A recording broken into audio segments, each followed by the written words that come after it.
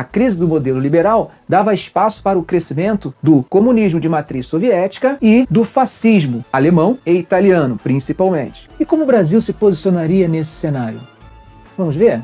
Quando consideramos as relações internacionais do Brasil na década de 30, em suas relações assimétricas, podemos destacar dois países. A relação do Brasil com esses dois países servem para nos demonstrar como ele se posicionava nessa polarização que nós falamos anteriormente. Esses países eram a Alemanha e Estados Unidos. Na primeira metade da década de 1930, a política interna brasileira passou por um processo de polarização muito forte. Essa polarização se manifestava na existência e na rivalidade de dois partidos. Quais eram esses partidos? Um era a AIB, Ação Integralista Brasileira, e o outro era a ANL, Aliança Nacional Libertadora. Enquanto a AIB tinha características muito próximas do fascismo, a ANL simpatizava com o comunismo soviético, embora uma parte considerável da ANL não fosse comunista, mas fosse simplesmente antifascista. Não havia homogeneidade na AIB. No entanto, a questão do autoritarismo era um dos elementos principais defendidos por esse partido. A partir de 1935, com a ANL na clandestinidade e com a tentativa de golpe, conhecida como Intentona Comunista, parece haver uma diminuição da importância da vertente comunista nos rumos da política nacional. Com o golpe de 1937, a ANL tinha certeza que chegaria ao poder, que ganharia espaço no governo de Vargas, mas parece que não foi bem isso que aconteceu. A decepção faz com que alguns membros da AIB se levantem contra o Vargas, atentando contra a sua vida no ano de 1938. Discutido esse pano de fundo da política interna brasileira nesse período inicial, poderíamos até concluir que Vargas está derrotando todos os modelos e implantando o seu próprio modelo. É possível pensar assim.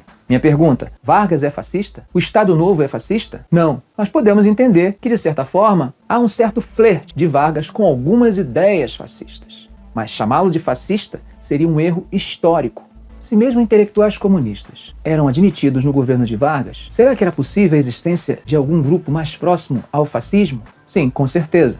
Existia uma parte considerável no governo de Vargas que a gente pode considerar como germanófilos, que eram simpáticos ao fascismo. Também não era um bloco, não havia uma homogeneidade. Haviam grupos muito mais próximos do nazismo alemão, alguns inclusive que defendiam o antissemitismo. Nós podemos destacar, por exemplo, a influência das ideias de Gustavo Barroso. Gustavo Barroso, que era um intelectual antissemita convicto, que escrevia inclusive livros sobre isso. É inegável também a simpatia nutrida por Filinto Miller em relação ao autoritarismo característico do nazismo.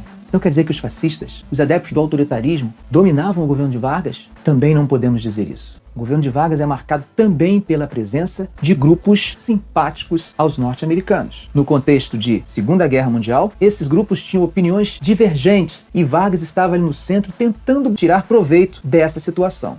Então, como o Brasil se relacionaria com os Estados Unidos e com a Alemanha? A política externa brasileira em relação à Alemanha, ao longo de praticamente toda a década de 30, foi sempre de simpatia e de proximidade. Considerando as relações comerciais, nós vamos desenvolver uma aproximação muito forte, principalmente entre 1934 e 1938. Uma marca desse contrapeso entre os germanófilos e esse posicionamento americano é a figura de Oswaldo Aranha, importante político que havia tido uma participação muito grande durante a Constituinte de 34 e agora se torna embaixador brasileiro nos Estados Unidos.